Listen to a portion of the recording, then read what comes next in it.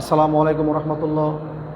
নবম ও দশম শ্রেণীর ব্যবসা শিক্ষা শাখার প্রিয় শিক্ষার্থীরা, আশা করি তোমরা সবাই ভালো আছো, নিরাপদে আছো, বাসায় আছো।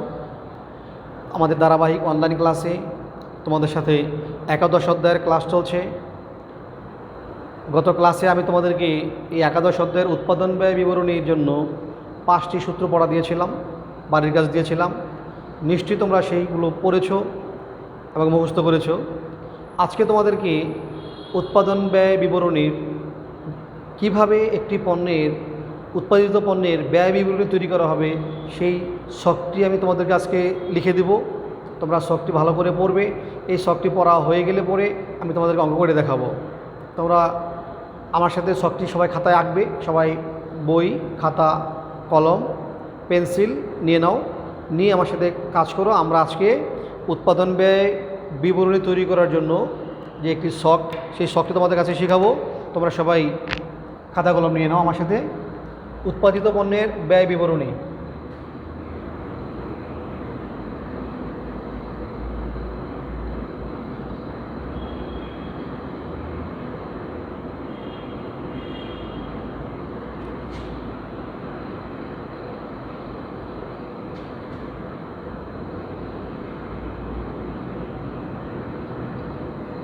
এখানে প্রতিষ্ঠানের নাম থাকবে।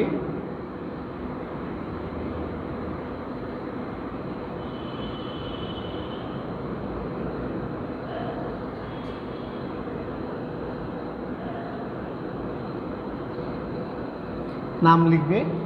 এখানে তারিখ লিখতে হবে, অর্থাৎ আমাদের যে প্রতিষ্ঠানে আমরা কাজ করব, যে সময়ে, যে মাসের বা যে বছরের আমাদের উৎপাদন বিবরণী তৈরি করতে বলবে, আমরা এখানে তারিখ লিখব। এই তারিখটা এখানে থাকবে। লিখে তারপর আমরা এই ব্যয় বিবরণী শখটি আঁকবো। তোমরা সবাই আমার সাথে শখটি আঁকবো খাতায়।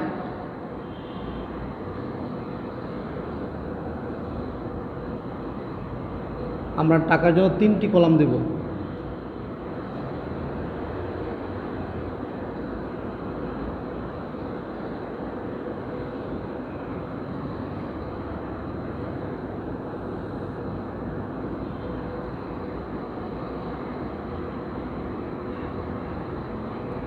বিবরণ,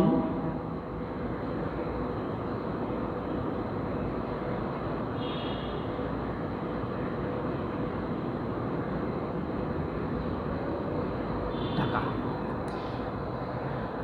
তো প্রথমে উৎপাদন ব্যয়ের যে আমাদের অন্যতম প্রধান উপাদান, সেটি হচ্ছিল কি কাঁচামাল। তুমি প্রথমেই লিখবে কাঁচামাল। একটি উৎপাদনকারী প্রতিষ্ঠান যদি প্রথম শুরু করে, তাহলে সে কাঁচামাল ক্রয় করে নিয়ে আসবে। আর যদি দেখা যায় আমরা যে আগে থেকে উৎপাদন হচ্ছে এখানে, তাহলে আমার আগের কিছু কাঁচামাল থাকতে পারে, তখন আমরা সেটাকে লিখবো। যদি আগে থেকে কাঁচামাল থাকে, সেটাকে বলবো কাঁচামালের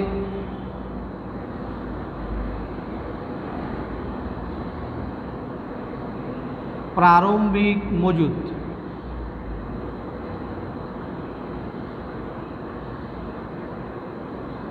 যদি কাঁচামাল আমাদের আগে থেকে থাকে, তাহলে সেটাকে লিখবো কাঁচামালের টাকাটা আমরা দ্বিতীয় ঘরে লিখব। যার সাথে আমাদের যোগ বিয়োগ করা লাগবে, সমন্বয় থাকবে, সেটা আমরা প্রথম ঘরে লিখব, না হলে দ্বিতীয় ঘরে লিখব। এরপরে আমরা এর সাথে আমাদের যে কাজটি করতে হবে, যে যোগ করে নিব, যে যদি নতুন করে কাঁচামাল ক্রয় করা হয়,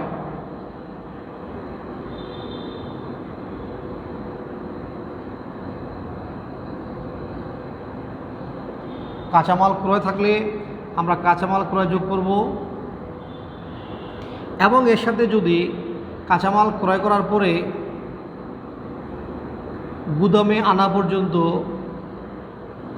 যে বহন খরচ দিতে হয়, সেই পরিবহন খরচ কাঁচামালের ক্রয় মূল্যের সাথে যোগ করে নেব।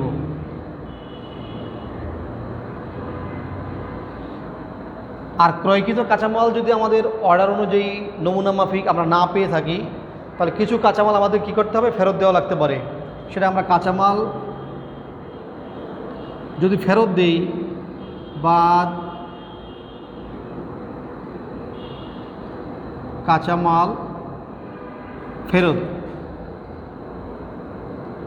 ফেরত দেওয়ার পরে যেটুকু কাঁচামাল আমার রয়ে গেল,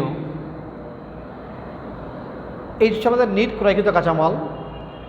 এই ক্রয়কৃত কাঁচামাল তোমরা খেয়াল করে দেখো, এটা ছিল আমার প্রারম্ভিক মজুদ কাঁচামাল, অর্থাৎ যে কাঁচামাল কারবারের মধ্যে আগে থেকে আসে ব্যবহার করার জন্য। আর এইটুকুন কাঁচামাল আমি এবার ক্রয় করেছি। ক্রয় করার পরে আমরা যেটুকু পেলাম, এটাকে পেলাম ব্যবহারযোগ্য, অর্থাৎ এই পরিমাণ কাঁচামাল আমি চাইলে ব্যবহার করতে পারবো। এটাকে বলা হয় ব্যবহারযোগ্য কাঁচামাল। ব্যবহারযোগ্য অর্থাৎ ব্যবহার করার মতো। তোমার বিষয়টা খেয়াল করে স্পষ্ট বুঝে যাওয়া, এই পরিমাণ কাঁচামাল আমার কাছে আগে থেকে ছিল, আর এই কাঁচামালটুকু আমি ক্রয় করেছি। ক্রয় করার পরে কাঁচামাল দোকানে আনার জন্য কিছু বহন খরচ লেগেছে, পরিবহন খরচ, এটা যোগ করতে হবে। আর যদি কাঁচামাল ফেরত দেওয়া হয়, ফেরতটা বাদ দিতে হবে। এটা নিট ক্রয়। তাহলে আগে থেকে ছিল প্রারম্ভিক মজুদ আর নিট ক্রয় মিলে এই পরিমাণ কাঁচামাল আমার ব্যবহারযোগ্য, মানে ব্যবহার করার মতো, আমি ব্যবহার করতে পারবো। যদি কাঁচামাল ফেরত বিষয় না থাকে আমরা বাদ দিব না। আমি তোমাদেরকে বলছি যে যা থাকবে তোমরা সেটুকু ইউজ করবে। যদি প্রারম্ভিক না থাকে আমি প্রারম্ভিক লিখবো না, যদি পরিবহন খরচ থাকে পরিবহন খরচ লিখবো না, অর্থাৎ যে এর মধ্যে যেগুলো থাকবে আমরা সেগুলো লিখবো। তাহলে আমরা পেলাম ব্যবহারযোগ্য কাঁচামালের ব্যয়। তো এই ব্যবহারযোগ্য কাঁচামাল থেকে যদি আমরা সবগুলো পণ্য ব্যবহার করতে পারি, তাহলে টোটালটা আমার ব্যবহৃত হয়ে যাবে। আর যদি কিছু কাঁচামাল আমার থেকে যায়, যেটা আমার ব্যবহার করা দরকার হয়নি, এবার আমি ব্যবহার করিনি, এটাকে বলা হয় সমাপনী কাঁচামাল। লিখব বাদ। বাদ কাঁচামালের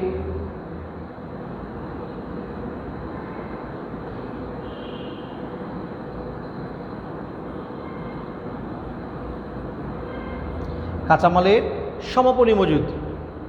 এখান থেকে যে পরিমাণ কাঁচামাল আমার ব্যবহার করা হবে না, এটাকে বলে কাঁচামালের সমাপনী মজুদ। এটাকে যদি আমরা বাদ দিই, যে টাকা পাবো তার নাম হচ্ছে ব্যবহৃত, মানে যে পরিমাণ কাঁচামাল ব্যবহার হয়েছে, ব্যবহৃত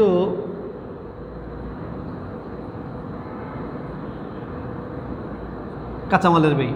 অর্থাৎ এই পরিমাণ কাঁচামাল আমি কি করেছি, ব্যবহার করেছি, আমার ব্যবহার হয়েছে, এটা ছিল ব্যবহারযোগ্য।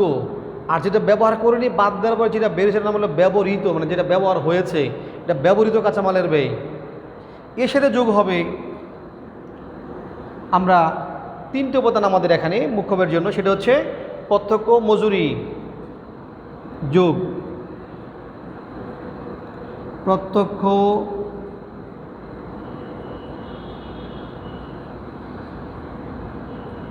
মজুরি,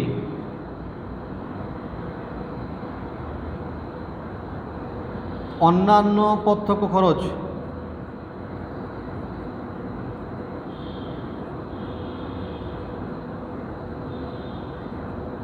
অন্যান্য প্রত্যক্ষ খরচ আমরা ব্যবহৃত কাঁচামালের ব্যয়ের সাথে প্রত্যক্ষ মজুরি আর অন্যান্য প্রত্যক্ষ ব্যয় যোগ করলে আমরা পেয়ে যাব মুখ্য ব্যয়। এটার নাম হচ্ছে মুখ্য ব্যয়।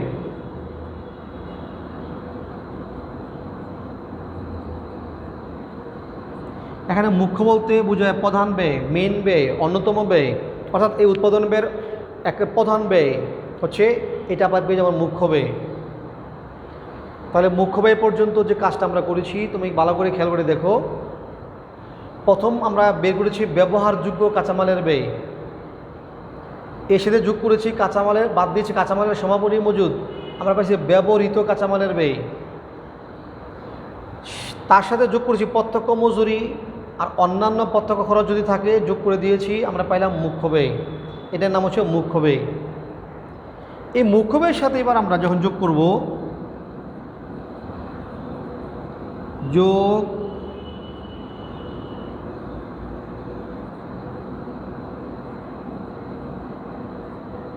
কারখানার উপরিব্যয়, আমরা লিখব কারখানার উপরিব্যয়।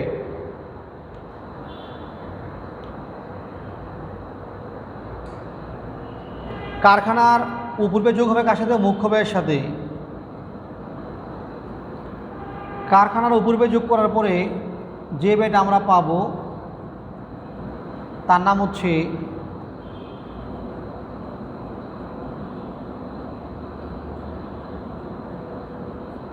উৎপাদন ব্যয়।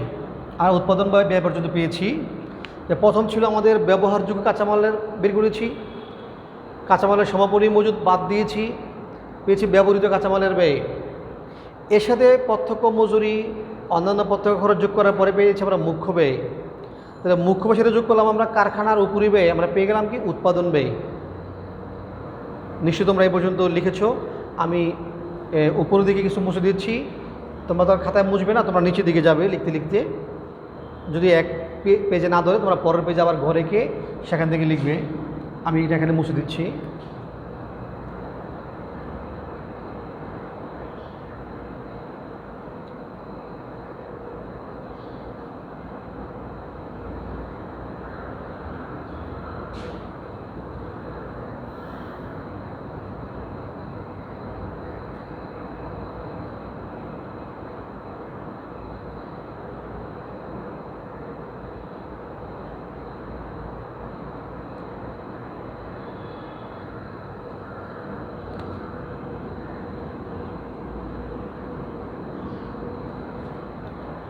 আমরা পেয়েছিলাম উৎপাদন ব্যয়। আমি পুরোটাই মুছে দিচ্ছি, তোমরা সবাই খাতা লিখে নাও, এটুকু পর্যন্ত উঠিয়ে নাও, উৎপাদন ব্যয় পর্যন্ত। তাহলে উৎপাদন ব্যয় পর্যন্ত আমরা কীভাবে পেলাম? যে মুখ্য ব্যয়ের সাথে যে কারখানার উপরি ব্যয় যোগ করা হয়, তাহলে পাওয়া যাবে কি? উৎপাদন ব্যয়। সেই উৎপাদন ব্যয়ের সাথে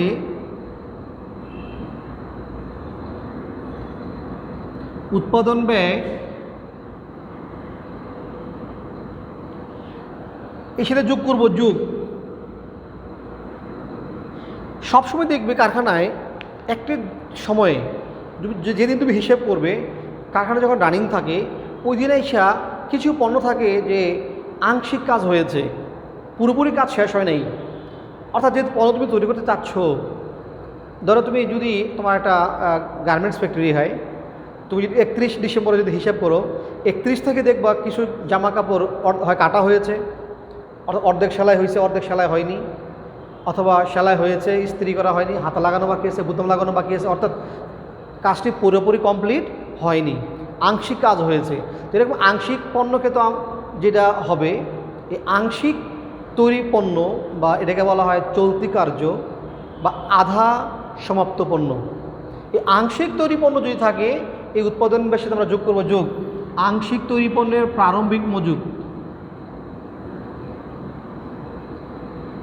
আংশিক তৈরি পণ্যের প্রারম্ভিক মজুদ।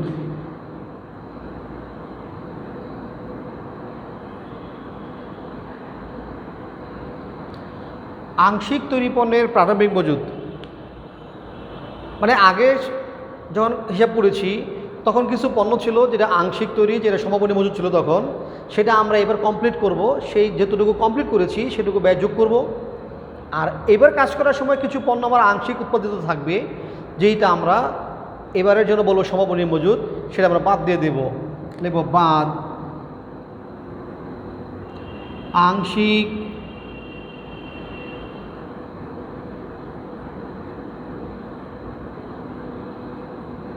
তৈরি পণ্যের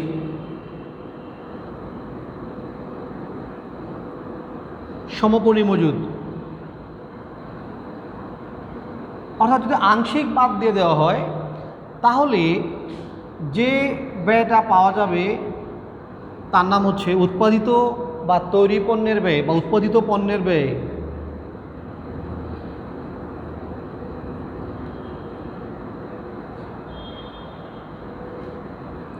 উৎপাদিত পণ্যের ব্যয় আমরা পেলাম, এটা উৎপাদিত পণ্যের ব্যয় পেলাম, এটা বলা হয় উৎপাদিত পণ্যের ব্যয়। তাহলে কীভাবে পেলাম? আংশিক পণ্যের বিভিন্ন নাম রয়েছে, সেটা হচ্ছে কি আংশিক তৈরি পণ্য, আধা সমাপ্ত পণ্য, বা চলতি কার্য, ইংলিশে বলা হয় ওয়ার্কস ইন প্রোগ্রেস। তাহলে যে নামই লেখা থাকুক না কেন, এই আংশিক তৈরি পণ্যের প্রারম্ভিক মজুদ যোগ করবে, আংশিক তৈরি পণ্যের সমাপনী মজুদ পণ্য বাদ দেবে। বাদ দিলে আমরা কী পেলাম? আমরা পেলাম উৎপাদিত পণ্যের ব্যয়। এই উৎপাদিত পণ্য আবার পণ্য উৎপাদিত হয়ে গেলে আমরা কোথায় পাঠাবো? বিক্রির জন্য পাঠাবো। সেই উৎপাদিত পণ্য বিক্রি করার সময় যখন বিক্রি করব আমরা, তো কিছু পণ্য বিক্রি হবে না, থেকে যাবে, যেটা পরের বার বিক্রি করবো, যেটাকে আমরা বলা হয় তৈরি পণ্যের, যেটা আগের বার বিক্রি করতে পারিনি, কিছু রয়ে গিয়েছে, সেটা বলা হয় আগের বার সমাপনী মজুদ ছিল, যেটা এবার হবে প্রারম্ভিক মজুদ। এই উৎপাদিত পণ্যের ব্যয়ের সাথে আমরা যোগ করব যোগ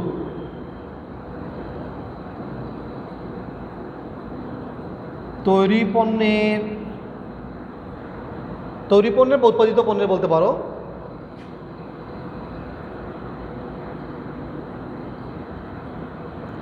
তৈরি পণ্যের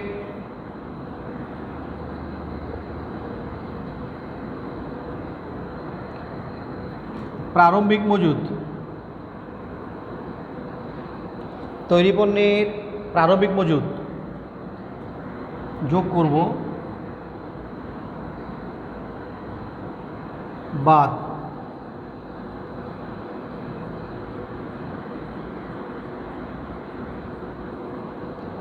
তৈরি পণ্যের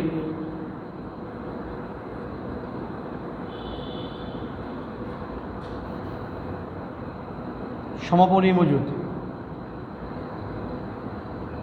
এখানে আমরা যেটা পাবো এটাকে বলা হয় বিক্রিত পণ্যের ব্যয়। এটাকে বলা হয়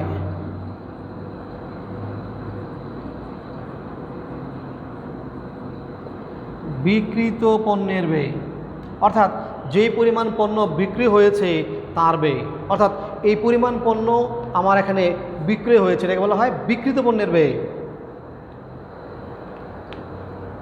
তো আমি তোমাদেরকে যে শখটা লিখেছিলাম, এখানে বলেছিলাম উৎপাদিত পণ্যের ব্যয় বিবরণী। যদি তোমাকে উৎপাদিত পণ্যের ব্যয় বিবরণী করতে বলে, তাহলে আমরা এই উৎপাদিত পণ্যের ব্যয় পর্যন্ত আমরা কাজ করব, এখানে আমরা শেষ করে দেব। উৎপাদিত পণ্যের ব্যয় বিবরণী বললে উৎপাদিত পণ্যের ব্যয় পর্যন্ত আমরা কাজ করব। যখনই বলবে বিক্রিত পণ্যের ব্যয় বিবরণী করো, তাহলে আমরা এই বিক্রিত পণ্যের ব্যয় পর্যন্ত বের করব, বিক্রিত পণ্যের ব্যয়।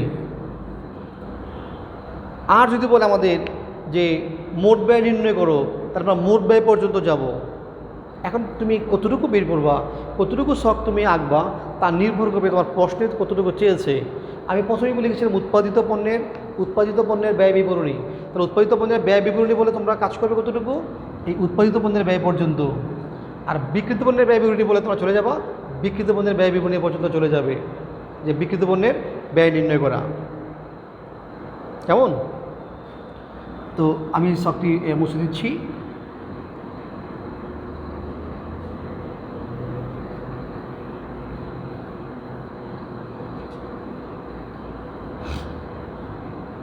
এরপরে আমরা যেটা করব, বিক্রিত পণ্যের ব্যয় বিবরণী তো তোমরা দেখেছো। প্রশ্নে আমাদের বলবে আয় বিবরণী তৈরি করো, বিশদ আয় বিবরণী। প্রতিষ্ঠানের নাম লিখে এখানে ব্যয় বিবরণী ছিল, এবার আমরা লিখব বিশদ আয় বিবরণী।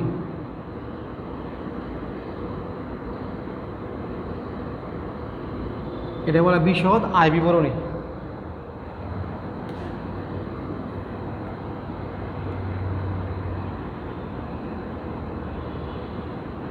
যদি বিশদ আয় বিবরণী করি,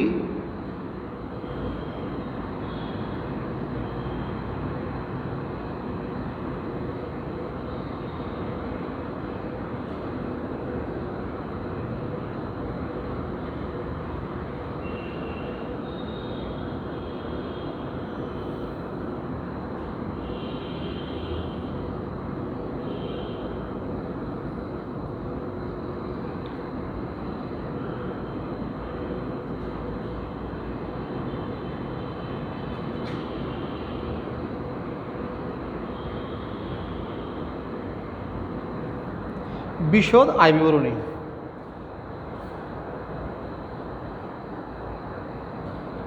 তাহলে এই বিশুদ্ধ আয় বিবরণী করার জন্য আমাদের আয় বিবরণী মানে এখানে আমরা আয় ব্যয় নির্ণয় করবো বা মোট মুনাফা নির্ণয় করবো। তাহলে প্রথম শুরু করবো বিক্রয় দিয়ে, লিখবো আমরা বিক্রয়। বিক্রয় দিয়ে শুরু করব, লিখবো এখানে বিক্রয়। যদি বিক্রয় ফেরত থাকে, যে পণ্য বিক্রয় করার পরে ফেরত আসছে, তাই আমরা ফেরতটাকে মাইনাস করে দেব, লিখব বাদ ফেরত।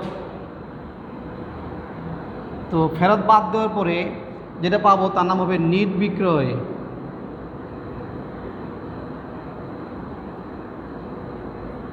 এটা হবে নিট বিক্রয়। আমরা এখানেও লিখতে পারি অথবা আমরা এখানে লিখে নিতে পারি। এখানে লিখি নিট বিক্রয়। এখান থেকে বাদ দেবো বাদ বিক্রিত পণ্যের ব্যয়, অর্থাৎ বিক্রিত পণ্যের ব্যয় বিবরণী করে আমরা যে ব্যয়টা পেয়েছিলাম সেটা হচ্ছে বিক্রিত পণ্যের ব্যয়। তাহলে বিক্রিত পণ্যের ব্যয় আমরা বাদ দিব। বাদ দিলে নিট বিক্রয় থেকে যখন বিক্রিত পণ্যের ব্যয় বাদ দেওয়া হয় তাহলে পাওয়া যায় মোট মুনাফা।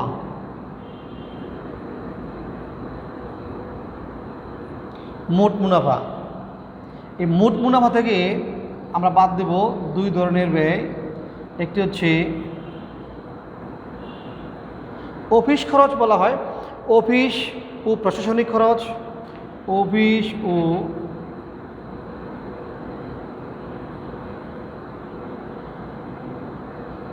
প্রশাসনিক খরচ, এই দুইটা আমরা। আরেকটা হচ্ছে বিক্রয় ও বিপণন খরচ। অফিস ও প্রশাসনিক আর বিক্রয় ও বিপণন খরচ দুটি একসাথে যোগ করে আমরা মোট মুনাফা থেকে মাইনাস করে দেব। মোট মুনাফা থেকে যদি আমরা এই দুটি ব্যয় একসাথে যোগ করে মাইনাস করে দেই, যেটা পেলাম তার নাম হচ্ছে নিট মুনাফা। অর্থাৎ এই ক্ষেত্রে পণ্য বিক্রি বিশুদ্ধ আয় বিবরণী তখনই করা সম্ভব যখন পণ্য বিক্রয় হয়ে যাবে, সেখান থেকে আমরা আয় বের করার জন্য আমরা এই বিশুদ্ধ আয় বিবরণী করব। আর যদি আমাদের আগে থেকে বিক্রয় না হয়ে থাকে, আমরা যদি উৎপাদন ব্যয় বিবরণী করি বা মোট ব্যয় নির্ণয় করি, সেক্ষেত্রে কিন্তু আমরা এই উৎপাদিত পণ্যের যে ব্যয় বিবরণী বের করেছিলাম এবং সর্বশেষ বিক্রিত পণ্যের ব্যয় বের করেছি, আমরা এই বিক্রিত পণ্যের ব্যয়ের সাথে অফিস পরিব্যয় আর বিক্রয় পরিব্যয় এই দুইটা যোগ করলে আমরা পেয়ে যাব মোট ব্যয়। আর সেই মোট ব্যয়ের সাথে আমাদের কাঙ্ক্ষিত বা প্রত্যাশিত মুনাফা যোগ করে দিলে আমরা পেয়ে যাব আমাদের প্রত্যাশিত বিক্রয় মূল্য। এভাবে আমরা উৎপাদন ব্যয় বিবরণীর মাধ্যমে আমরা ব্যয় নির্ণয় করব। তো আজকে তোমাদেরকে আমি দুইটি ছক এঁকে দিলাম। একটি বিক্রিত পণ্যের ব্যয় বিবরণী পর্যন্ত, যেখানে দুই ভাগে ভাগ করা, উৎপাদিত পণ্যের ব্যয় বিবরণী এবং বিক্রিত পণ্যের ব্যয় বিবরণী এবং বিশুদ্ধ আয় বিবরণী। তোমরা এই দুটি ছক ভালো করে পড়বে, তাহলে পরে আগামী ক্লাস থেকে আমি তোমাদেরকে এই উৎপাদিত পণ্যের ব্যয় সম্পর্কে সরাসরি অঙ্কের মাধ্যমে সলিউশন দেখাবো। তো তোমরা এই ছক দুটি ভালো করে পড়ো, তোমাদের বইও ছক আঁকা আছে এবং তোমরা খাতায় নিজেরা এঁকে, আমি এঁকেছি এটা দেখো এবং নিজেরা খাতায় আঁকো, বই থেকে দেখো, দেখে তোমরা ছকগুলো ভালো করে পড়ো। তারপরে আমরা সরাসরি কী করবো, অঙ্ক করব। কেমন? তো তোমরা সবাই ভালো থাকো, সুস্থ থাকো। তোমাদের সকলকে অসংখ্য ধন্যবাদ।